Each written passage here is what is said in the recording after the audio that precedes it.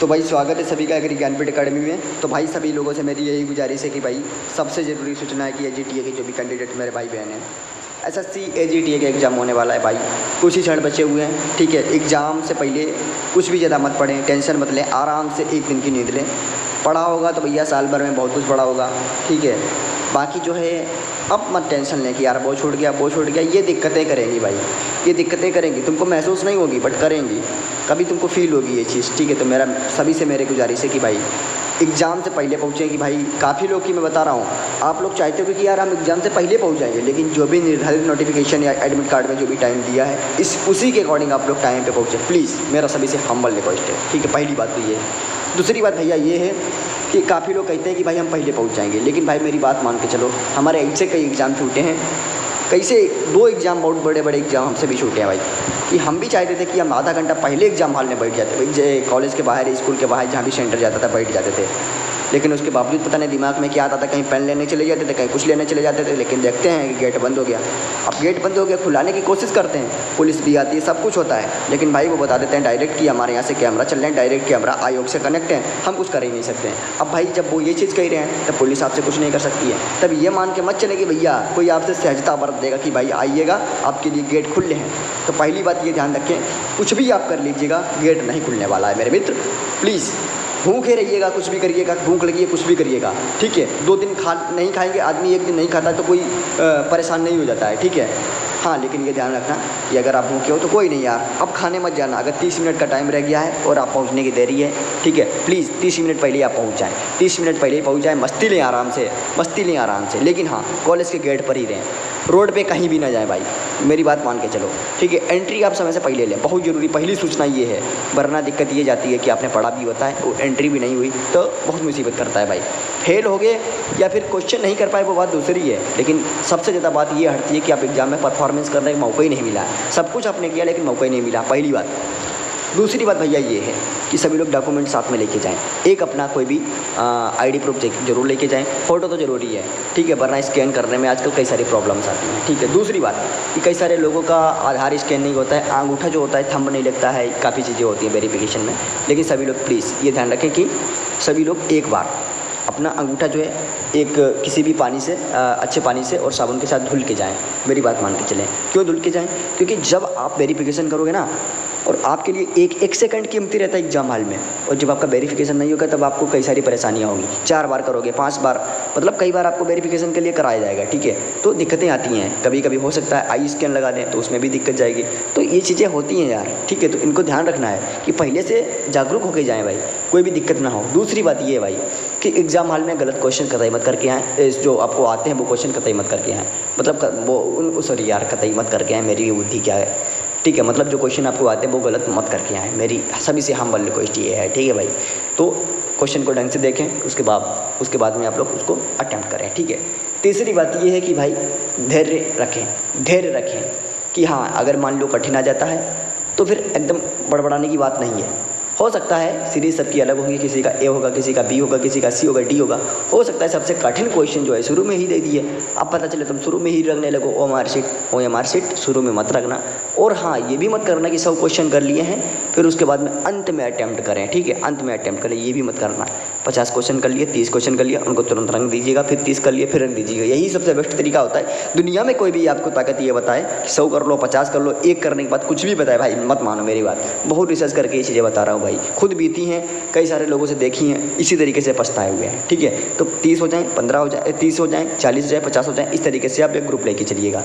Please गधों वाली हरकतें मत करना, इन्हीं से सिलेक्शन रुकता है बहुत, ठीक है। अब जो कठिन क्वेश्चन आते हैं, अब कठिन तो सबके लिए होते हैं। अब ये मत सोचना कि कई सारे लोग तो इतने दिन से तैयारी कर रहे हैं, भैया कुछ नहीं, घंटा नहीं कर रहे हैं, ठीक है, मैं ये बता रहा हूँ, ठीक है। हालातें ख़राब हैं, हमारे सामने ऐसे लोग हैं जो बहुत ज़्यादा माइंडेड रहे हैं, लेकिन क्वेश्चन जो नई पीढ़ी आ रही है उससे ज़्यादा नहीं कर पा रहे हैं, ठीक है भैया, कितने भी वो हड़प्पा काल से कर रहे हो तैयारी, ठीक है।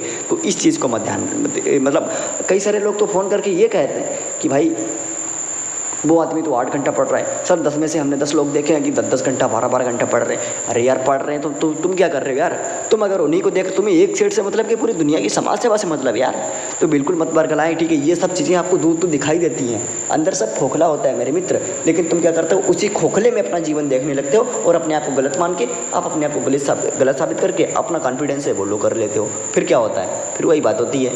देखो कॉन्फिडेंस बहुत ज़रूरी चीज़ होती है। अगर आपको अपने पर कॉन्फिडेंस है, अगर आपने कम पढ़ा है लेकिन उसके बावजूद भी आप वहाँ पे अपना 100% देंगे तो सही होगा, मेरी बात मान के चलो। पहली बात, बहुत सारे लोग ऐसे होते हैं भाई कि अब देखो कई सारे, मैं थोड़ा प्लीज़, ये वीडियो हो सकता है थोड़ा ज़्यादा बन जाए, लेकिन प्लीज़ ये आपके लिए रामबाण होगा, ठीक है। अंत समय में आपके लिए रामबाण होगा, ठीक है। उसके बाद मैं कंटिन्यू सीरीज करूँगा, ठीक है। तो बात ये है कि आपने कई सारे ऐसे लोग देखे होंगे कि यार वो कॉलेज में पहली नहीं बल्कि लास्ट सीट पे बैठता था, उसका AGTA में सिलेक्शन हो गया। कई सारे ऐसे होंगे यार, कई सारे ऐसे होंगे। मैं बड़े बड़े एग्जाम की बात नहीं कर रहा हूँ, छोटे मोटे एग्जाम होते हैं जी जहाँ पे 100 क्वेश्चन आते हैं, वनडे एग्जाम की बात है, ठीक है। अब PCS वगैरह लेवल की बात नहीं कर रहा, DHO लेवल की बात जो एग्रीकल्चर का होता है उसमें बात नहीं कर रहा हूँ, ठीक है। सिंपल सी बात है, ठीक है। जिसमें 2 लेवल होते हैं, मेंस प्रीलिम्स ये सब, उसकी बात नहीं कर रहा हूँ। जिसमें केवल एक ही एग्जाम होता है, बस तय किया और फट से निकल जाओ। तो उसमें आपने देखा होगा कि यार ऐसे ऐसे लोग हैं, बुद्धू लोग थे, उनका निकल गया, लेकिन एक से एक माइंडेड लोग हैं, टॉपर लोग हैं, उनका नहीं निकल पा रहा है। मेन रीज़न क्या है बताओ? मेन रीज़न होता है भाई तुक्का। सच बता रहा हूँ, सच बता रहा हूँ भाई, मानना पड़ेगा, ठीक है। क्योंकि जो इंसान ज़्यादा पढ़ा होता है, रियल में बात होती है कि वो ज़्यादा कन्फ्यूज रहता है, और जिसने नहीं पढ़ा होता है वो डंके की चोट पे करके आता है, ये भी बात हो जाती है। तो प्लीज़ इसलिए ध्यान रखें कि ये भी चीज़ है। इसीलिए अब इसका समाधान क्या है, समाधान भी बताता हूँ। समाधान यही है कि भाई जो आपके दिमाग में आए, आपने कभी न कभी वो चीज़ गेस की होगी, पढ़ी होगी, जो आए वही लगा के आना, ठीक है। पहली तो बात ये है। दूसरी बात है क्वेश्चन को सही से देखना, उसके बाद में उसको अटेम्प्ट करना, ठीक है। तीसरी बात ये है भाई, जो भी पेन वगैरह इसमें बताए जाते हैं वही यूज़ करना। चौथी बात ये कि भाई मार्कशीट जो आपकी OMR शीट होती है उस पर कोई भी तरीके का पेन मत चलाना भाई, पेन मत चलाना। इसका मेन रीज़न ये होता है कि भाई पेन तो आपने चला दिया, कॉपी चेक होगी, नो डाउट कॉपी चेक होगी आपकी, लेकिन अगर स्याही फैल गई है तो नहीं चेक हो पाएगी। अगर हाँ आपकी कॉपी जो है OMR पेन चल गया है तो उसमें जो आपके क्वेश्चन होंगे ना सही गलत वाले, तो मशीन क्या है, मशीन कोई इंसान तो चेक नहीं कर रहा है, तो आपकी गलती को स्वीकार कर लेगा। इंसानी चेक, ये मशीन चेक कर रही है, और मशीन इंसान की तरह होती नहीं है क्योंकि मशीनों को इंसानों ने बनाया है, ठीक है। तो समझ सकते हो ना, तो फिर गलतियाँ मशीन भी कर सकती हैं, तो ये चीज़ ध्यान में रखिए साथी में, ठीक है। और अगली चीज़ है कि भाई रात में चिंता होगी कि यार कल एग्ज़ाम होगा, पता नहीं क्या होगा क्या नहीं, हमारे भविष्य की बात है। तो मेरे भाई ध्यान रखना है आपको, मेरे लाल लाली भाई बहन जो भी हैं, सभी से मेरा सादर नमन है कि सो जाएं, अच्छी नींद लें, एग्जाम के एक दिन पहले बढ़िया मूवी देखें, जो भी करें बहुत बढ़िया एकदम झक्कासे से, पता ही नहीं चले कि तुमको कल एग्जाम है। बस इतना जरूर ध्यान रखो कि हमें उठना है, 2 घंटे पहले उठ जाओ, आराम से ब्रश करो, सब कुछ नहा धो के आराम से जाइएगा। लेकिन ये चिंता मत करो यार कि एग्जाम है क्या होगा क्या नहीं होगा, लेकिन तुम्हारी जगह पर दूसरा व्यक्ति होता है वो हाथ मार ले जाएगा, क्योंकि उसे कोई चिंता ही नहीं है यार, उसका पढ़ा है उसने, कुछ नहीं हो, भले कॉन्फिडेंस है उसे, करके आएंगे साला ऐसी तैसी एग्जाम की। कल सोचेगा कि भाई कल वो एग्ज़ाम हाल के पहले ही सोच लेगा कि हमें कल ये काम करना है, एग्ज़ाम देने के बाद में उससे कोई फ़र्क ही नहीं है, लेकिन उसका निकल जाता है मेरे मित्र, मान के चलो ये हकीकत है, रियलिटी है यार, मानना पड़ेगा। आप लोग खुद देखिएगा, आपसे जो सीनियर उनसे पूछिएगा, पीछे बैठा बेंच पे था साला, क्या ही बताऊँ यार, पढ़ने में कतई बेकार था, लेकिन उसका हो गया। क्यों हो गया? रीज़न यही है, आप लोग पढ़ लिख के उसके बावजूद भी अपना कॉन्फिडेंस ज़बरदस्ती लो कर देते हो। क्यों?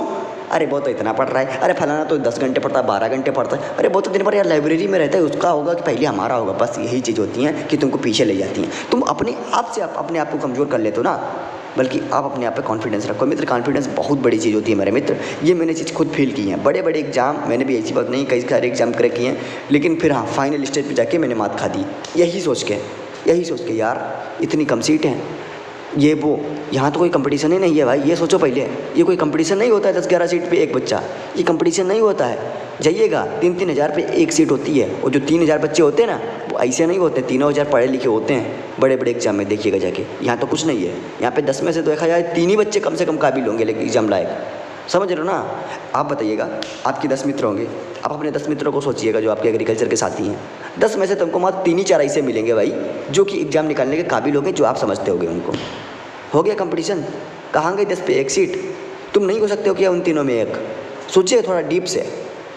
तो भाई अपना कॉन्फिडेंस कतई लो, जो कॉन्फिडेंस है उसको लो मत करें भाई, पूरा लबरेज होके जाइएगा, चिंता मत करिएगा, चिंता ही चिता को जला देती है, समझ रहे हो ना। तो भाई कतई चिंता मत करके जाएं, आराम से करें क्वेश्चन, ठीक है। धैर्य रखें प्लीज़, पेशेंस रखें, एग्जाम हॉल में पेशेंस रखें। बहुत ही सिंपल क्वेश्चन आ जाए प्लीज़ इसको ध्यान रखें, उसका मोटिव ये है कि भाई सिंपल क्वेश्चन आ जाए, उस पर आपा मत रखें, ठीक है। तो आराम से उसको करें, ढंग से करें, ठीक है।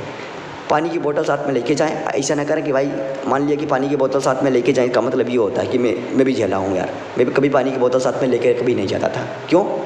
क्योंकि बगल में पानी रहता था या ऑटोमेटिक आ जाता था, आइए भाई पानी दे दीजिएगा, ठीक है मिल जाता था। बाई चांस तुम्हें कोई ऐसी दिक्कत हो जाए, सर दर्द करने लगे या थोड़ा आपको पानी की कहीं ज़रूरत है, कोई टैबलेट खाना है या आपको नींद आ रही है, तो आप पानी का इंतज़ार करेंगे। कम से कम 5 मिनट, तो 5 नहीं 1 मिनट जाएगा, मैं मानता हूँ 5 मिनट बहुत होते हैं, 1 मिनट जाएगा ख़राब होगा, ठीक है। तो हर 1 सेकंड ज़रूरी होता है मेरे मित्र। अभी कोई ये क्लियर नहीं है कि कितने विकल्प देगा कितने नहीं देगा। कुछ लोग कह रहे हैं कि 4 देगा 5 देगा, लेकिन मैं इस चीज़ की कोई प्रेडिक्शन नहीं करता हूँ। 4 भी दे सकता है, 5 भी दे सकता है, ठीक है। और ये कोई क्लियर उसने मेंशन भी नहीं किया है, पहली बात। तो अगर 5 विकल्प देता है तो थोड़ा चैलेंजिंग हो जाएगा, बहुत ज़्यादा नहीं, बहुत थोड़ा हो जाएगा। बस यही होता है कि 4 जितने कम विकल्प होंगे उतने बढ़िया रहेगा, उतने तुक्का फिट बैठेगा। लेकिन अगर 6 विकल्प 5 दे दिए तो फिर थोड़ा एलिमिनेशन करने में दिक्कत जाती है। लेकिन हाँ, जहाँ तक 5वां विकल्प देगा उसमें यही होगा कि चारों सही है, कोई नहीं है, मैक्सिमम यही होंगे मेरे हिसाब से भाई। 5वां विकल्प यही देगा कि इनमें से कोई नहीं या फिर चारों सही है, ठीक है। तो भाई एग्री ज्ञानपीठ जो है हमेशा आपके लिए तत्पर रहा है। और प्लीज़ सभी लोग भाई बहन अच्छे से कमेंट करके जाएं कि हाँ एग्री ज्ञानपीठ ने आपको जो भी 8 से लेकर 10,000 क्वेश्चन कराए हैं, प्लीज़ उनको ध्यान में बनाए रखें। अगर जिस भाई बहन ने उन क्वेश्चन को किया है तो प्लीज़ सभी का होगा, ठीक है। और अभी 1-2 दिन बचे हैं, कुछ वीडियो आप लोग देख सकते हो उसमें जो आपके लिए बेनिफिशियल हैं, उनको देख सकते हो। बाकी भाई समय तो अब गुजर ही गया है, ठीक है। जो लोग एग्री ज्ञानपीठ पे डटे रहे हैं, जिन लोगों ने एक वीडियो को 2-2 3-3 बार देख लिया है और कंप्लीट कर लिया है, 7-8 ज़्यादा से क्वेश्चन हमने करा दिए हैं, ठीक है। तो भाई इससे ज़्यादा कोई कर ही नहीं सकता है। हम एग्ज़ाम को लेके चलते हैं, एग्ज़ाम को SSC टीए में जो लेके आजकल मतलब पूछता आ रहा है उसी के पैटर्न पे चलते हैं। बाकी हम कुछ नहीं जानते भाई कौन कैसा पूछ रहा है। हम जिस चीज़ के लिए कराते हैं, सीरीज चलाते हैं, बस उसी पे डिपेंड रहते हैं। हम फालतू का दुनियादारी नहीं बताते हैं, ठीक है। तो जो भी मित्र हैं सभी का बहुत बढ़िया फीडबैक आया, मुझे बात हुई कई सारे लोगों से, काफ़ी अच्छा कॉन्फिडेंस था, ठीक है। और काफ़ी अच्छा कॉन्फिडेंस था। लोग कह रहे थे कि भाई 50 क्वेश्चन नहीं कर पा रहे थे, जब से हमने आपकी सीरीज़ से क्वेश्चन किए हैं तब से हमारे 80-85 ऐसे क्वेश्चन बन रहे हैं। हमने कहा भाई ज़बरदस्ती बात है, हम वही क्वेश्चन देते हैं जो हूबहू एग्जाम में दर्शाए जाते हैं आते हैं, ठीक है। तो बहुत बड़ी ये संभावना है भाई कि बहुत बड़ी एक अपॉर्चुनिटी भी है कि AGTA में। तो इस बार तो ताकत झोंक दो मेरे मित्र, इस बार जैसे अवसर कभी नहीं मिलेगा मेरे मित्र, कभी नहीं मिलेगा। आप लोग देख लेना। क्यों? क्योंकि अब सभी लोग अवेयर हो चुके हैं। जिन लोगों ने PAT एग्जाम नहीं दिया था अब वो भी दे रहे हैं। क्यों? क्योंकि कई सारे हमारे एग्रीकल्चर के छात्र नहीं दे पाए थे, आज पछता रहे हैं कि भाई हम भी AGTA नहीं दे पाए, वरना हमको भी देने को मिलता। तो अब ये पछताना हर बार नहीं होता है, अब की बार वो पेट देंगे, ठीक है। अब की बार कंपटीशन और ज़्यादा हो जाएगा। तो अपने आप को लवरेज रखें, खुश रखें, कॉन्फिडेंस रखें, धैर्य बनाए रखें, पेशेंस सब कुछ रखें यार, ठीक है। तो इन सारी चीज़ों का, और हाँ खाना भी हिसाब से भाई खाएं। अब ऐसा ना करें एकदम चपक के जा रहे हो भैया, घर में पैसे मिले होंगे, आराम से जा रहे हो, बढ़िया खा लियो भाई, कबाब पराठा और बढ़िया खा लियो पराठा आलू भरे। तो ये चीज़ें थोड़ा कम कर लें, बाद में कुछ भी खाएं यार, बाद में आप जो भी ड्रिंक करें, सब कुछ करें, जो भी करते हो यार कर सकते हो। लेकिन हाँ एग्ज़ाम के पहले थोड़ा ये परेशानी वाली कोई बात नहीं है, लेकिन हाँ थोड़ी चेतावनी है, ठीक है। तो मैंने सोचा कि भाई बनाना ज़रूरी पड़ जाता है। और हाँ हमारी सीरीज आप लोगों को कैसी लगी है, प्लीज़ सभी का आशीर्वाद है, ठीक है, आप सभी का। और बाकी जो है जो भी हमारे कैंडिडेट हैं एग्री ज्ञानपीठ के, सभी लोग सफल होंगे, ये मेरा वादा है अगर आपने वीडियो देखें। बाकी आपको इस चीज़ से, इस वीडियो के माध्यम से जो भी समझ में आया, प्लीज़ सभी लोग इस वीडियो को कोई भी हल्के में मत लें। बहुत ज़रूरी चीज़ बताई है, बहुत ही एक्सपेरिमेंट के बाद में बताई हुई हैं, तो हल्के में उन चीज़ों को मत लेना, ठीक है। तो ठीक है, इस सीरीज को कंटिन्यू करते हैं भाई, ठीक है। क्वेश्चन है कि हाल ही में किस राज्य ने फ्लोरिकल्चर मिशन को बढ़ावा देने के लिए एक नई योजना शुरू की है? किसने की है? तो यूपी सरकार ने शुरू की है। ऑप्शन नंबर हो जाएगा ए, यूपी सरकार ने की है। ऑप्शन क्या है कि ऑप्शन देखते चलो, अब टिक नहीं लगाएंगे यार, टिक लगाने में लगता है समय है नहीं। भारत में बागवानी उत्पादन में शीर्ष राज्य कौन सा है? 2023-24 के आंकड़ों के अनुसार बागवानी में कौन है? आंध्र प्रदेश, पश्चिम बंगाल, उत्तर प्रदेश, तमिलनाडु। मेरे मित्र, मेरे भाई, मेरे जिगरी यार, आंध्र प्रदेश है, आंध्र प्रदेश। प्रधानमंत्री FME स्कीम का उद्देश्य किससे संबंधित है? मैंने बताया था FME की जो स्कीम था डिटेल में बताया था, अगर पुराने वीडियो देखे होंगे तो। डेयरी विकास है, मत्स्य पालन है, सूक्ष्म खाद्य प्रसंस्करण है या बागवानी अनुसंधान है? राइट आंसर आपका सी है, सूक्ष्म खाद्य प्रसंस्करण। नेक्स्ट है भाई कि भारत का पहला फूलों का एक्सप्रेस मालगाड़ी फ्लोरिकल्चर एक्सप्रेस किस स्टेशन से शुरू हुई थी? तो वो किस स्टेशन से? तो मेरे भाई बंगलुरु से शुरू हुई थी। लास्ट में ये क्वेश्चन देखते चलो, बस कहीं भी हो, बस में हो, कहीं भी हो, देखते चलो, लाइब्रेरी में हो, घर की चौखट पे हो, कहीं भी हो, बस एक बार देखते चलो। ये रामबाण क्वेश्चन है। अंत में ये क्वेश्चन देते हैं कि भाई यही अंत में आपके लिए हूबहू एग्जाम में ऐसे ही आ जाएंगे। ठीक है भैया। तो 5वां क्वेश्चन है, बागवानी फसलों की उत्पादकता बढ़ाने के लिए केंद्र सरकार द्वारा कौन सी योजना चलाई जा रही है? तो वो कौन सी है? तो वो आपकी है ऑप्शन नंबर ए, NHM यानी नेशनल हॉर्टिकल्चर मिशन। नेक्स्ट है आपका 6 नंबर क्वेश्चन, अपेड़ा किस उत्पादन के निर्यात को बढ़ावा देता है? तो बागवानी और प्रसंस्करण उत्पाद को। ठीक है। हाल ही में किस राज्य में कुकुमिस मेलो यानी मस्क मिलन की नई किस्म विकसित की गई है? तो वो है आपका गुजरात। इस क्वेश्चन पे विचार करो भाई, करो भाई।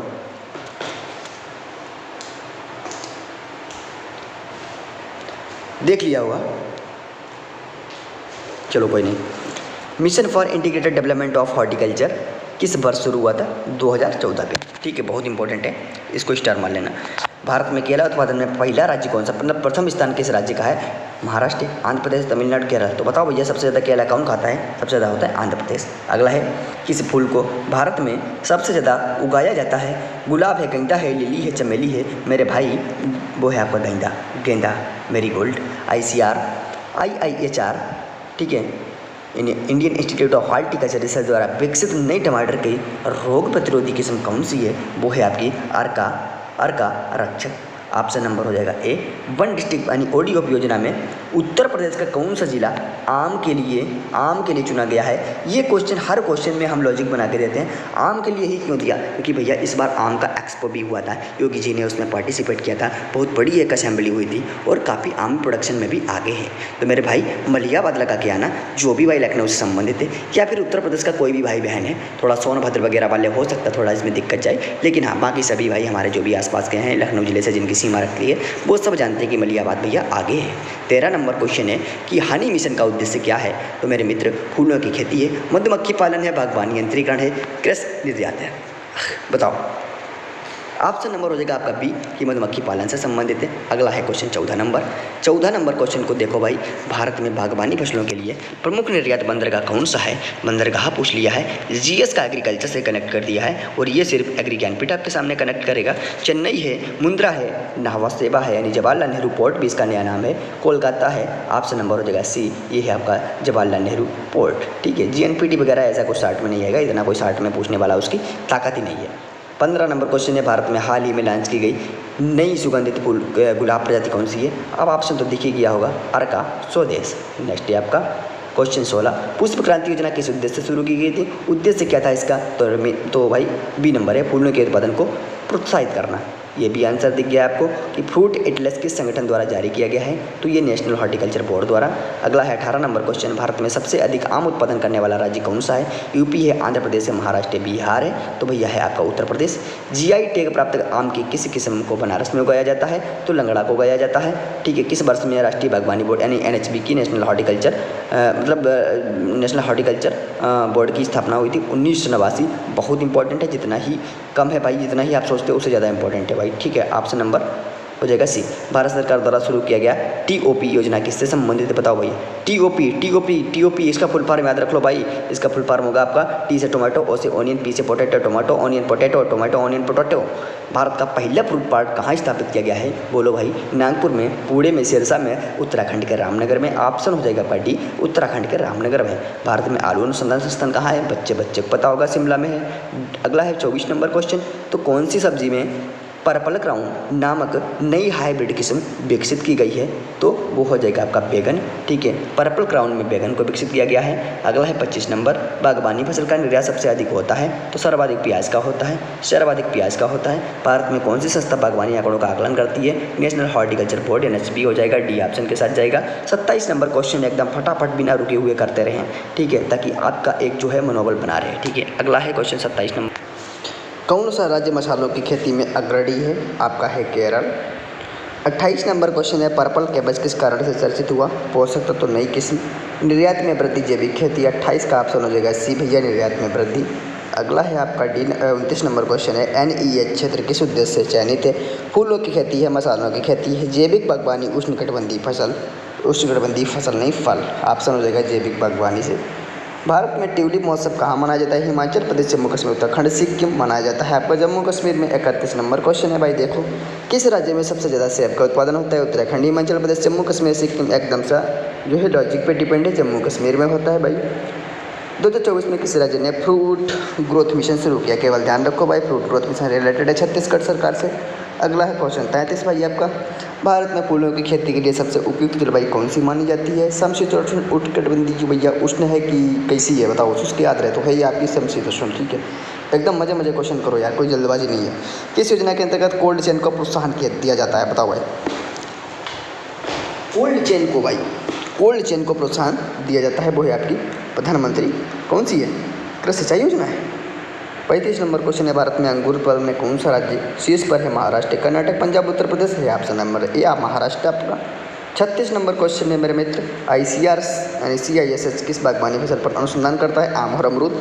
पढ़े तो बहुत सारा होगा CISH के बारे में, लेकिन आम और अमरूद, केला और पपीता, अंगूर, स्ट्रॉबेरी, आलू और टमाटर। एग्री ज्ञानपीठ ने क्वेश्चन घुमा दिया है, वो एग्जाम में पूछ लिया जाता है। ऑप्शन ए हो जाएगा आम और अमरूद।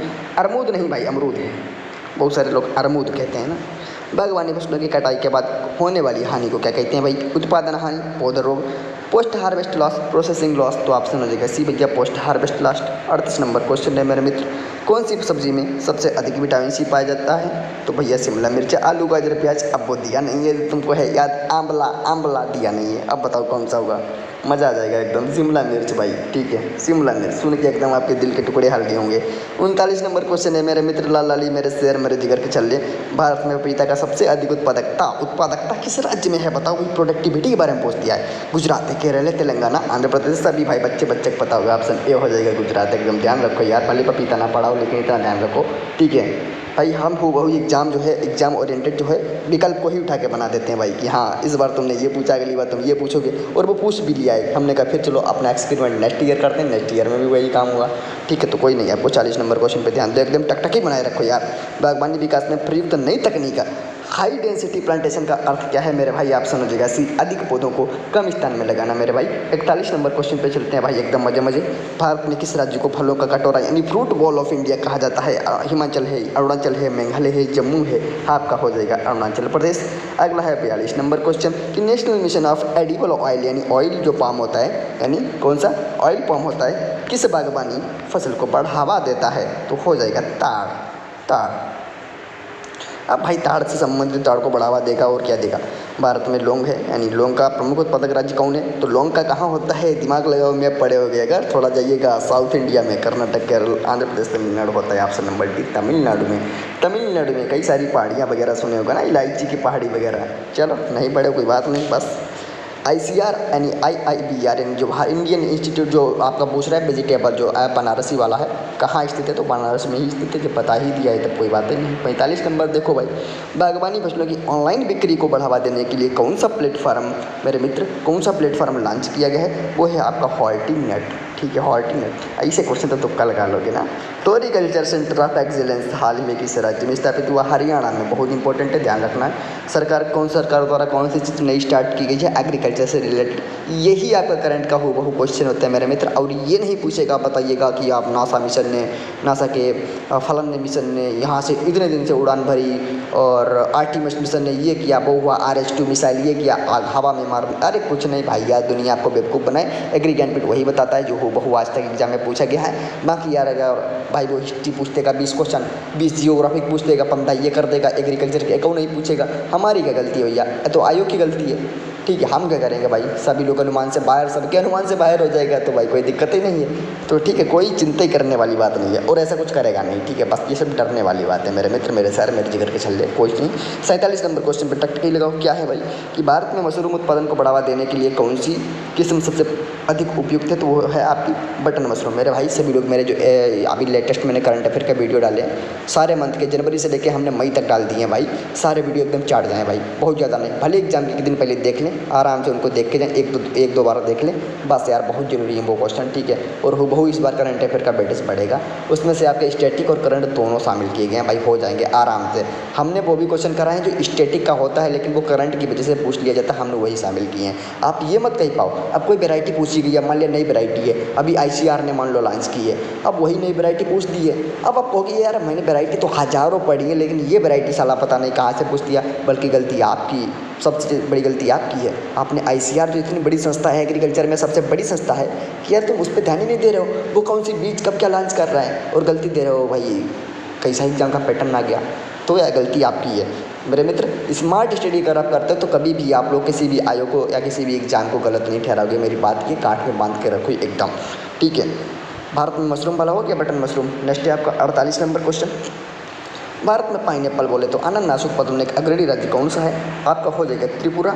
अगला है भाई 49 नंबर क्वेश्चन की किस भारतीय संस्थान ने हाई यील्डिंग स्ट्रॉबेरी वैरायटी यानी जिसका नाम है पूसा स्ट्रॉबेरी 1 विकसित की है? वो है आपकी ऑप्शन नंबर ARI दिल्ली ने। भारत सरकार द्वारा 2024 में किस बागवानी उत्पाद को निर्यात फोकस सूची में शामिल किया गया है? तो वो है आपका कट फ्लावर, ठीक है। अब देख लो भाई, उत्तर प्रदेश के त्यौहार एवं लोकनृत्य वगैरह 50 इंपॉर्टेंट MCQ जब भाई कोई भी GK GS से पूछेगा, मैक्सिमम क्वेश्चन यहीं से पूछ लेता है, दुनिया भर से नहीं पूछता है, ठीक है यार। तो हूबहू इन क्वेश्चन को देख लेना।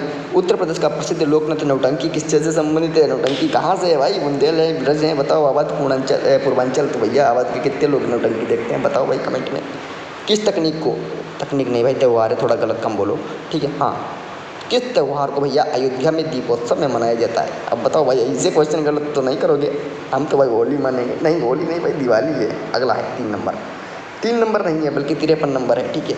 रासलीला मुख्यतः किस लोक क्षेत्र से, मतलब बताओ भाई रासलीला कहाँ से, किस जगह के लोकनृत्य से जुड़ा हुआ है? बताओ भाई, लोकनृत्य रासलीला कहाँ से जुड़ा है? तो रासलीला कहाँ होगी? बुंदेली दिखाएंगे, ब्रज दिखाएंगे, अवध दिखाएंगे, रुहेलखंडी दिखाएंगे, भाई ब्रज क्षेत्र होगा ना रासलीला, ऑप्शन नंबर बी। अब आप लोग देखते हो यार, ब्रज क्षेत्र के काफ़ी लोग अपने यहाँ रासलीला वगैरह करने आते हैं, भैया पूछो उनसे कहाँ से? वो ब्रज क्षेत्र से, ठीक है।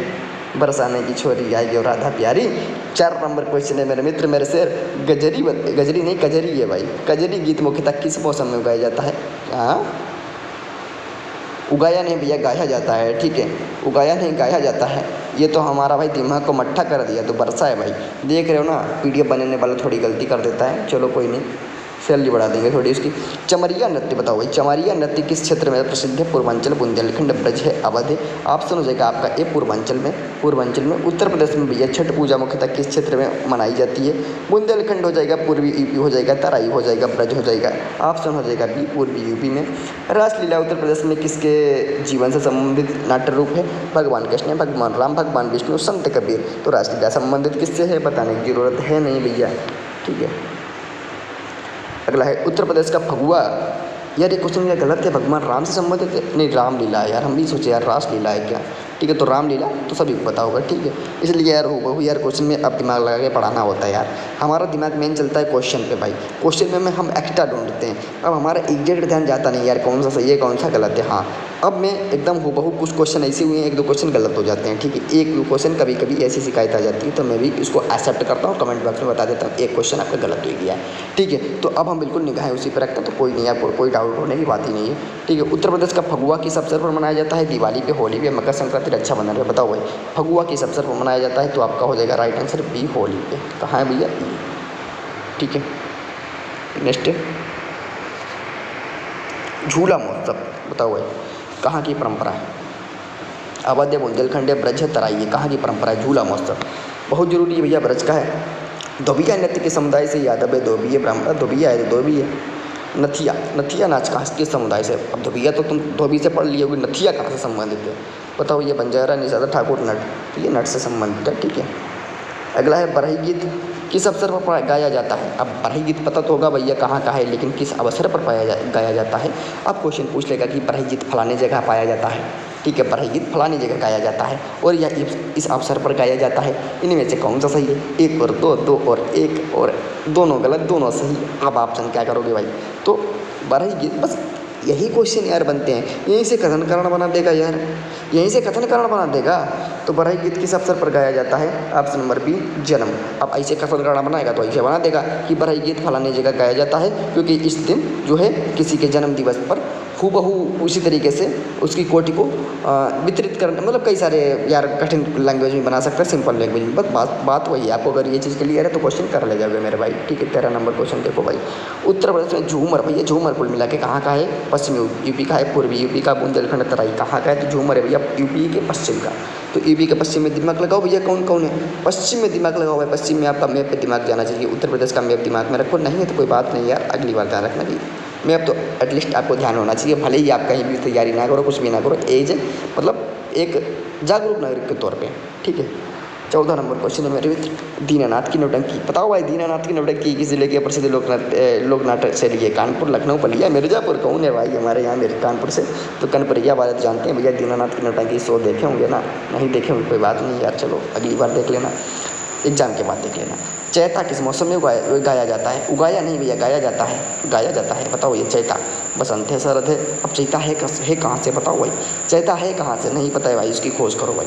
चैता किस मौसम में गाया जाता है?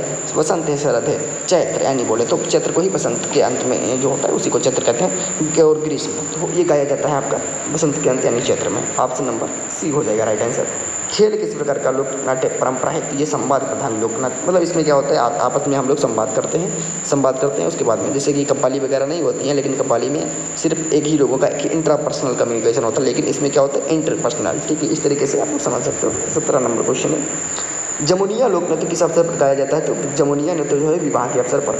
18 नंबर है भैया, कबीरपंथी भजन उत्तर प्रदेश के किस भाग में लोकप्रिय? पूर्वांचल है, ब्रज है, अवध है, बुंदेलखंड है आपका पूर्वांचल आंसर। 19 नंबर क्वेश्चन है, बरसाना की राधा। तो बरसाना की भैया लट्ठमार होली तो पता ही है, ब्रज क्षेत्र में। 20 नंबर क्वेश्चन है भैया, किस लोक नृत्य में पुरुष वेश में महिलाएं अभिनय करती हैं? यानी महिलाएं जो होती हैं पुरुष का रूप धारण कर लेती हैं, पुरुष का रूप नहीं बल्कि वेश धारण कर लेती है। वेश मतलब जो आपकी जो भी वेशभूषा होगी, मान लिया पुरुष की शर्ट वगैरह पहन ली, हाँ करने लगी हैं डांस, अभिनय करने लगी हैं। कौन सा नृत्य भैया? चमरिया है, झूमर, नौटंकी है, ख्याल है, तो वो है आपका नौटंकी। लेकिन इसके साथ भी 1-2 और नृत्य हैं, वो कौन से होंगे वो भी आपको आगे इंक्लूड कर दिए जाएंगे नेक्स्ट वीडियो में, ठीक है। तो ये भी ध्यान रखना है, कोई भी एक नृत्य ही किसी एक विषय से रिलेटेड नहीं होता, कई सारी चीज़ें हो सकती हैं। जैसे थार जनजाति है, अब केवल एक ही जगह नहीं पाई जाती, यहाँ पढ़े होंगे, 2-3 जगह पाई जाती है। भील है, 3-4 जगह पाई जाती है। तो मैक्सिमम कहाँ पे पाई जाती है बस वही ध्यान रखो, बाकी यार 3-4 ध्यान रखना मेरे हिसाब से बेवकूफ़ी, ये जो पूछता है वही आप ध्यान रखो, ठीक है। हाँ ऊपर ध्यान रख सकते हो यार, ये यहाँ पे पाई जाती है, ज़्यादा है मैपिंग कर लो, मैपिंग कर लोगे तो कभी गलती नहीं होगा, ठीक है। 21 नंबर क्वेश्चन, दीवड़ा नृत्य जो है किस समुदाय में? तो थारू है। मंडल गीत किस शब्द से संबंधित है? तो भैया विवाह से। पथराली किसका प्रसिद्ध लोक नृत्य है? तो बुंदेलखंड का। फागुन भैया महोत्सव किस ईश्वर से संबंधित है? कृष्ण से। आला गायन जो है परंपरा किस युद्ध गाथा पर आधारित है? पृथ्वीराज व अल्लाह उदल। ध्यान रखो, अल्लाह उदल तो सबको पता होगा आला को लेकर, लेकिन कौन था साथ में? और पृथ्वीराज, ध्यान रखना मेरे मित्र। विदाई गीत कब गाए जाते हैं? विवाह से पहले। अब बताओ ये विदाई गीत कब गाएंगे? विदाई से पहले गाएंगे, विवाह से पहले गाएंगे। अब तो क्वेश्चन यार, विदाई गीत विदाई के समय गाएंगे, जन्म के समय की बातें नहीं है। विदाई जन्म से कोई संबंध ही नहीं है, श्राद्ध में। अब यह श्राद्ध होता है मृत्यु के बाद में, इसका कोई संबंध ही नहीं है, बचा ए और बी। अब विदाई गीत कब गाओगे यार? विदाई कब होगी? विदाई के समय। अब विवाह से पूर्व कैसे गाओगे यार विदाई गीत? उसके पहले रस्म मनाओगी ना, मेहंदी करोगे, हल्दी करोगे, दुनियादारी सब करोगे। तो ये सिर्फ लॉजिक होता है यार, और ये क्वेश्चन नहीं है कोई, ठीक है। बस आपका लॉजिक थोड़ा देख रहा हूँ मैं। ख्याल किस क्षेत्र का लोक नृत्य मेरे भाई? तो राजस्थान है, ब्रज बुंदेलखंड है, पूर्वांचल है, ये है मेरे मित्र बुंदेलखंड का, ठीक है। बिरहा गायन शैली भैया मुख्यतः किस समुदाय में प्रचलित है? यादव है, दलित है, खेतिहर भैया एक मजदूर है। ऑप्शन नंबर हो जाएगा आपका डी, मजदूर वर्ग से, ठीक है। 29 नंबर क्वेश्चन है भैया, हरियाली तीज का पर्व किस ऋतु में मनाया जाता है? बसंत है, ग्रीष्म में, वर्षा है, शरद है, मनाया जाता है ऑप्शन नंबर सी वर्षा। झूला गीत किस देवता से संबंधित है? तो वो है आपका श्री कृष्ण जी से। 31 नंबर क्वेश्चन है, फगुआ नृत्य के समुदाय से संबंधित है? ब्राह्मण है, यादव है, थारू है, हाटकर। बताओ भैया फगुआ नृत्य कौन भाई हमारा भाई बताएगा? फगुआ नृत्य कभी पढ़ा है? तो वो आ जाएगा आपका यादव से। नेक्स्ट है भैया कजरी चैती भजन किस पर गीत हैं? वो है ऋतु गीत यानी ऋतु में गाए जाते हैं, विशेषकर ऋतु गीत होते हैं, ठीक है। नृत्य नाटिका की प्रसिद्ध शैली रासलीला किस नगर से जुड़ी है? लखनऊ है, अयोध्या, वृंदावन है भाई, ऑप्शन सी हो जाएगा। 34 नंबर क्वेश्चन है, उत्तर प्रदेश में गंगा दशहरा पर्व कब मनाया जाता है? तो चैत्र पूर्णिमा को, ज्येष्ठ शुक्ल दशमी को, आषाढ़ अमावस्या को, या भाद्रपद शुक्ल पंचमी को। ऑप्शन हो जाएगा बी के साथ, ज्येष्ठ शुक्ल दशमी को। उत्तर प्रदेश का कव्वाली की शैली से जुड़ा है? सूफी संगीत से जुड़ा हुआ है। दीवड़ा किस जनजाति लोक नृत्य है? पता हो ये थारू का है, दीवड़ा है थारू का, ध्यान रखना है बहुत जरूरी है। उत्तर प्रदेश के किस क्षेत्र में ख्याल नाट्य शैली विशेष रूप से प्रचलित है? वो है आपका बुंदेलखंड। नेक्स्ट है भैया, रामनवमी किस देवता के जन्मदिन के रूप में मनाई जाती है? ऑप्शन हो जाएगा श्री राम जी के। बस यही एसएससी के पट क्वेश्चन होते हैं, इनको चाहे आप भैया जैसे मानो, बम मानो, चाहे बारूद मानो, चाहे जो कुछ मानो, बस वो यही क्वेश्चन है। नरोरा महोत्सव किस नदी के किनारे मनाया जाता है? अब नरोरा महोत्सव बताओ भैया, गंगा, यमुना, सरयू, घाघरा। ऑप्शन हो जाएगा गंगा, ऑप्शन हो जाएगा गंगा भैया। उत्तर प्रदेश में मुहर्रम जो है किस अब मुहर्रम तो पता ही है भैया मुस्लिम लोग। कन्या पूजन उत्तर प्रदेश में किस पर्व के दौरान किया जाता है? वो आपका है दुर्गाष्टमी। बीच बीच में सरल क्वेश्चन बहुत ही सरल डाल दिया ताकि आपका फ्लो बना रहे, आप लोग निराश मत हो, ज़्यादा क्वेश्चन मत हो, ठीक है। उत्तर प्रदेश में भैया कजरी महोत्सव किस महीने में आयोजित किया गया था? जुलाई, अगस्त, सितंबर, अक्टूबर। वो हो जाएगा ऑप्शन नंबर बी, अगस्त महीने में भैया। नवाज ए ईद किस त्यौहार के लिए अदा की जाती है? अब बताओ भाई, नवाज ए ईद खरीद में, ईद उल फितर में, मुहर्रम में, रमजान में, स्पेसिफिक उत्तर प्रदेश को ही लेकर पूछा है तो ईद उल फितर में। ऑप्शन नंबर हो जाएगा बी। 44 नंबर क्वेश्चन है भैया, ब्रज की होली का स्थान बताओ भैया। सभी को पता है कि ये तीनों है भैया, मथुरा, वृंदावन, बरसाना, ठीक है, तीनों है भैया, तीनों एक दूसरे के भाई बहन है। आला गायन शैली में किस वाद्य यंत्र का उपयोग होता है? तो भैया बांसुरी का, नगाड़ा का, खंजरी का, एक तारा का। बताओ भैया, नगाड़ा बजाते हैं ना, आला गाते तो नगाड़ा बजाते हो भैया, सुना होगा एकदम भाई, हमारे बुंदेलखंडी भाई जो भी होंगे, झांसी, बुंदेलखंड वगैरह। अबल क्षेत्र में भैया भरथरी गीत किससे संबंधित है? भैया भरथरी की कथा। अगला है 47 नंबर क्वेश्चन, जागरण गीत किस अवसर पर गाया जाता है? अब बताओ भाई, जागरण आपने भी देखा होगा यार, जागरण गीत कई सारे गाए जाते हैं धार्मिक पूजन पे, विवाह पे, पर्व पे, श्राद्ध पे, तो कई सारे ऐसे होंगे जो तुमको ऑप्शन पता ही होंगे, ये हो ही नहीं सकते, तो धार्मिक पूजन पे। 48 नंबर क्वेश्चन है मेरे मित्र, उत्तर प्रदेश के किस जनपद में भैया लठमार होली की परंपरा है? आगरा है, मथुरा है, वृंदावन, अयोध्या। हो जाएगा आपका right answer Mathura. 49 number question है, भवाई नृत्य उत्तर प्रदेश का है या नहीं? हाँ है, बताओ। नहीं, यह राजस्थान का। बताओ, उत्तर प्रदेश के बुंदेलखंड क्षेत्र में है, बिहार का है, तो भाई नहीं, ये राजस्थान का है, ठीक है। थोड़ा यार आपको सिर्फ वही है कि भाषा ऑप्शन बदल दिए यार, ऑप्शन ऐसे दे दिए कि जैसा एग्री ज्ञानपीठ अपने आप में पढ़ता रहता है कि भाई यहाँ एलिमिनेट करता रहता है। चलो कोई नहीं। 50 नंबर और आज का अंतिम क्वेश्चन है मेरे मित्र, दीपोत्सव उत्सव किस सरकार द्वारा शुरू किया गया था? भारत सरकार, यूपी सरकार, अयोध्या म्यूनसिपल कॉर्पोरेशन या फिर राम जन्मभूमि जो ट्रस्ट है, न्यास बना हुआ है उसके द्वारा? तो आपका ऑप्शन हो जाएगा भी, यूपी सरकार, ठीक है। तो भाई प्लीज़ सभी से मेरी हम्बल रिक्वेस्ट है, please subscribe Agri Gyanpeeth YouTube channel. For class PDF join my Telegram channel join कर लो, वहाँ से आपको जो भी संबंधी पीडीएफ होंगी वो दे दी जाएंगी। और अंत में जो भी डाटा होगा एग्जाम के 1-2 दिन पहले जो भी होगा याद करने वाला, उसको चाहे रास्ते में याद कर लेना, ठीक है। भले ही 1 दिन पहले थोड़ा देख लेना, कुछ चीज़ें होती हैं। अब ऐसा नहीं है पूरा एग्जाम से 1 दिन पहले सबको तो पूरा करने के बैठ जाओ, ये ना करना, ये बेवकूफ़ी होती है यार। समय फालतू में ख़राब करना होता है और अपने आप को कंफ्यूज करना होता है, ठीक है, और कॉन्फिडेंस को लो करना होता है। बस नहीं पढ़ा तो कोई बात नहीं यार, मैक्सिमम देखा होगा जो चीज़ आप नहीं पढ़ते उनसे कुछ पूछे नहीं जाता है, बस यही मान के चलो। पढ़ोगे यार दिक्कत जाएगी भाई, हम भी कुछ आपके लिए भले के लिए, बहुत ही भले के लिए बता रहे हैं भाई, बाकी यार मेरा यही किया जाता है, ठीक है। पर अगर आप लोग सीरियस लोग हैं तो बहुत बढ़िया करके आओगे। तो हाँ, डाटा वाली चीज़ें आप लोग एग्जाम हॉल से जानने से पहले भी देख सकते हो। कैसे? अब बताओ, कोई भी डाटा करे, एमएसपी कब लागू हुई, सॉरी एमएसपी कब नहीं, एमएसपी किन फसलों पे कितना है, अब कौन ध्यान रखेगा? 2525 रुपये, 2615 रुपये, 5672 रुपये, ये थोड़ी चीज़ टपकल हो जाती है, बहुत फैक्टोरियल हो जाती हैं, तो ऐसी चीज़ों को ध्यान रखें। अब जैसे कि पीसीएस वगैरह बड़े एग्जाम होते हैं, उसमें बजट है, इकोनॉमिक सर्वे है, पॉपुलेशन है, तो इन चीज़ों को अब ऐसे तो है नहीं 1 साल पहले बच्चा पढ़ेगा, या तो बस 2-3 दिन पहले पढ़ लेते हैं, ठीक है। अब रटने वाली चीज़ यार ज़्यादा ध्यान नहीं रहती है, 50 बार जब जाके आप प्रैक्टिस करोगे तब जाके वो चीज़ आपके दिमाग में फिट होती है, वरना एग्जाम हाल से पहले 1 घंटा पहले देख लोगे, बस वो बहु वही क्वेश्चन कर दोगे, ठीक है। तो मेरी बात मान के चलो भाई, तो टेलीग्राम चैनल प्लीज़ ज्वाइन कर लें। हो सकता है अभी एजीटीए का एग्जाम खत्म हो जाए, लेकिन आने वाले जो एग्जाम है उनके लिए हूबहू आपको उसी तरीके से बहुत बढ़िया शानदार एक तैयारी मिलेगी, बढ़िया क्वालिटी और अच्छे टीचर है, अच्छी फैकल्टी, रिसर्च करने के बाद आपको एक बढ़िया ही आपको प्लेटफॉर्म दिया जाएगा। साथ ही जो भी हमारे एजीटीए से संबंधित तो हो ही चुकी हैं, बाकी कुछ प्लेसमेंट वगैरह अगर इशू होते हैं कहीं से एग्रीकल्चर वाले कैंडिडेट के लिए, तो वो प्लेसमेंट भी आप लोगों को मैं इशू कराऊंगा इस बार से, ठीक है। तो मैं चाहता हूँ कि भाई हमारा कोई भी भाई बहन खाली ना रहे, अगर BSc MSc किया है तो भाई 25-30-40 हज़ार रुपये आराम से वो कमाएगा, ठीक है, बस अपने क्षेत्रीय विषय में। तो प्लेसमेंट संबंधी भी वीडियो आपके आते रहेंगे, तो प्लीज़ पता नहीं कौन सा वीडियो आपकी ज़िंदगी के लिए बहुत ही लाभदायक हो जाए, इसीलिए कहते हैं मुझे सब्सक्राइब करते रहो, नोटिफिकेशन और बेल आइकन दबा के रखो, ताकि आपको ऑटोमेटिक मेरा वीडियो आपको आपके समझ देख सकते हो मेरे भाई। मेरी हम्बल रिक्वेस्ट है सभी से, ठीक है। बाकी संघर्ष जितना कठिन होगा मेरे मित्र कि जीत ही उतनी शानदार होगी। भाई सुन ले, क्या अच्छी बात लिखी है मेरे भाई ने, क्या है कि संघर्ष जितना कठिन होगा जीत उतनी ही शानदार होगी। ये तो बड़ी कड़वी नहीं बल्कि सच्चाई है। ये परीक्षा सिर्फ एक पड़ाव है, मंजिल नहीं मेरे मित्र, ये परीक्षा सिर्फ एक पड़ाव है, मंजिल नहीं। कि पूरे आत्मविश्वास के साथ पढ़ो मेरे दोस्त। अब वक्त है क्या उड़ने, मतलब अब वक्त है उड़ने का या उड़ान भरने का, जो पढ़ा है वो दिखाने का मेरे मित्र। अब वक्त है उड़ने भरने का, उड़ान भरने का और जो पढ़ा है वो दिखाने का। खुद पर मेरे भाई विश्वास कर ले, मेहनत कभी जाया नहीं जाती, मेहनत कभी जाया नहीं जाती। जो खुद से लड़ा है वही असली योद्धा होता है मेरे शेर। अगला है तनाव नहीं, तैयारी याद करो।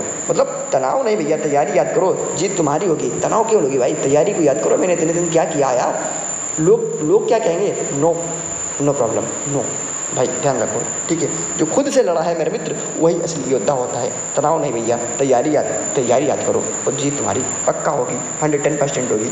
कठिन समय भाग्य नहीं, चरित्र को परखता है। डटे रहो, शांत रहो और दिमाग से खेलो, पास हो जाओगे मेरे मित्र। सपने वही सच होते हैं जिनके लिए नींद कुर्बान की गई हो। क्या बात है यार, सपने वही सच होते हैं जिनके लिए नींद कुर्बान की गई हो। और आप लोगों ने भैया नींद कुर्बान ही नहीं बल्कि नींद को अपने त्यागी दिया है मेरे मित्र। खाना पीना भी छोड़ दिया होगा, तो यार पूरा लवरेज रहिएगा, कोई दिक्कत नहीं है। तुमने जो मेरे मित्र पसीना बहाया है वही तुम्हें सफलता की रेखा पार कराएगा। और ईश्वर भी देखता है कि मेरा भाई इतने दिन से पढ़ रहा है, इतनी दिन रात पढ़ रहा है, दिन रात को एक कर रहा है। तो भाई मेरी बात मानो और थोड़ी ईमानदारी बरतना। ईमानदारी कहिए कि प्लीज़ चैनल वगैरह को सब्सक्राइब करते रहना, ये भी चीज़ होती है। अगर आपने किसी का नमक खाया तो अदा मत करो, कम से कम उसकी कुछ बातों को उसकी बातों को कुछ देख लो यार। सब्सक्राइब करने में कोई अगर 5 रुपये 1 पैसा लग रहा होता है तो कोई बात नहीं यार, मत करो, ठीक है। कुछ मिल नहीं रहा यार, आपने कई सारे यार सब्सक्राइब किए होंगे भोजपुरिया गाना वगैरह, ठीक है। हूबहू गाना याद करेंगे, रहुआ के गाने, आज हुआ प्यार, ऐसे गाने सब्सक्राइब करके रखे होंगे यार चैनल वगैरह। तो यहाँ तो आपको एक पता नहीं ज़िंदगी में कब कौन सा वीडियो मिल जाए, ठीक है। तो आप समझ सकते हो ना। आप ज़्यादा कहेंगे नहीं यार, ज़्यादा कहेंगे तो लोग कमेंट गलत करने लगते हैं, तो ठीक है, कुकू मत करें, ठीक है। अगला है क्वेश्चन नहीं, तो भैया पेपर कोई राक्षस नहीं होता है जब तैयारी योद्धा जैसी हो। पेपर कोई राक्षस नहीं होता है जब तैयारी योद्धा जैसी हो। योद्धा, अगर आप योद्धा तो आपके सामने राक्षस भी मेरे भाई टिक नहीं पाते हैं। तो एजीटी का पेपर तुम्हारा इंतजार कर रहा है। विजेता की तरह जाओ मेरे मित्र। आखिरी टिप से है भैया, प्रश्न पत्र पढ़ने में जल्दबाजी ना करें मेरे मित्र। पहली बात सुनो भाई, कितनी अच्छी बात है कि प्रश्न पत्र पढ़ने में जल्दबाजी ना करें। पहले आसान प्रश्न करें, फिर नकारात्मक सोच को बाहर निकाल दें भैया। जो नेगेटिविटी भरी है ना, 10 क्वेश्चन मतलब इतना कंपटीशन है, मतलब सभी लोग इतने दिन से लगे पास, भैया ये तुम्हारे दिमाग की सोच है, ये दिमाग में तुम्हारे कूड़ा और खोखला भरा हुआ है। इसको निकाल के फेंक दोगे, तुम टॉप नहीं करके आओगे, बल्कि एग्जाम हॉल में झंडे गाड़ के आए हुए कि भाई अपने माता पिता को बता दो ताल ठोक के डंके की चोट पे कि मेरे माता पिता मेरा सिलेक्शन एजीटी में हो गया। वो पूछे रिजल्ट कहाँ है, बता दो रिजल्ट का इंतजार मत करो, बस हमारी ट्रेनिंग की तैयारी करो मेरे दोस्त, ठीक है। तो नकारात्मक जो नेगेटिविटी है उसको बाहर निकाल के एकदम कड़ाके से फेंक दो मेरे मित्र। खुद से कहो कि आई एम रेडी, मैं तैयार हूँ। खुद से कहो, ईमानदारी से कहो मैं तैयार हूँ। इसी के साथ अपनी वाणी को विराम देता हूँ।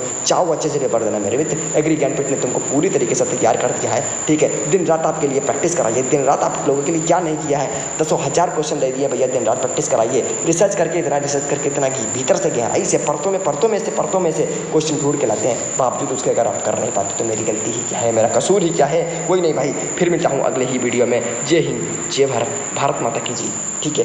फिर मिलता हूँ नेक्स्ट वीडियो के साथ, तब तक के लिए thank you, take care, bye bye.